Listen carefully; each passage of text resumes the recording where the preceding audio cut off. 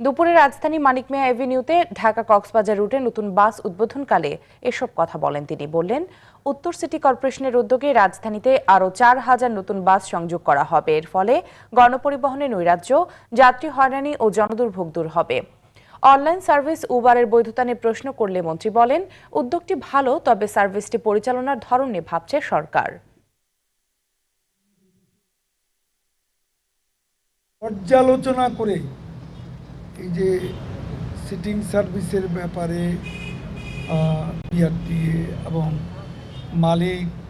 পরিবহন মালিকদের যে সিদ্ধান্ত হয়েছে, সিদ্ধান্ত বাস্তবায়নের যে প্রক্রিয়া চলছে, সিদ্ধান্ত পুনর্বিবেচনা করা দরকার, আরও রিফাইন করা দরকার, আরও সংযোজন বা সংশোধন করা দরকার।